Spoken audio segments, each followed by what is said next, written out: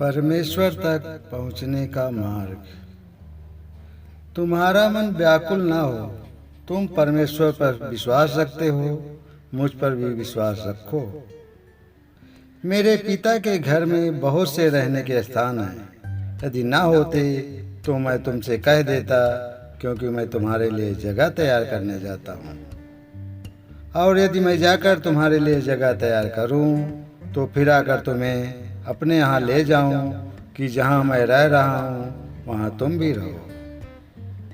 और जहाँ मैं जाता हूँ तुम वहाँ का मार्ग जानते हो। थोमा ने उससे कहा, हे प्रभु, हम नहीं जानते कि तू कहाँ जाता है, तो मार्ग कैसे जाने? यीशु ने उससे कहा, मार्ग और सच्चाई और जीवन मैं ही हूँ। बिना मेरे द्वारा कोई पिता के पास नहीं पहुँच सकता। यदि तुमने मुझसे जाना होता तो मेरे पिता को भी जानते, और अब उसे जानते हो और उसे देखा भी है। फिलिप्पुस ने उससे कहा, हे प्रभु, पिता को हमें दिखा दे, यही हमारे लिए बहुत है। यीशु ने उससे कहा, हे फिलिप, मैं इतने दिन से तुम्हारे साथ हूँ और क्या तू मुझे नहीं जानता?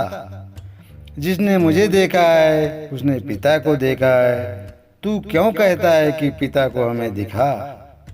क्या तू प्रतीत नहीं करता कि मैं पिता में हूँ और पिता मुझ में है? ये बातें जो मैं तुमसे कहता हूँ अपनी ओर से नहीं कहता, परंतु पिता मुझ में रहकर अपने काम करता है। मेरी प्रतीत करो कि मैं पिता में हूँ और पिता मुझ में है, नहीं तो कामों ही के कारण मेरी प्रतीत करो।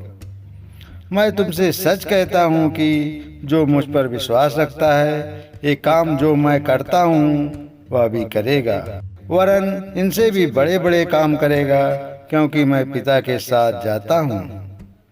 और जो कुछ तुम मेरे नाम से मांगोगे वही मैं करूँगा, कि पुत्र के द्वारा पिता की महिमा हो। यदि तुम मुझसे मेरे नाम से कुछ मांगोगे तो मैं उसे करूँगा।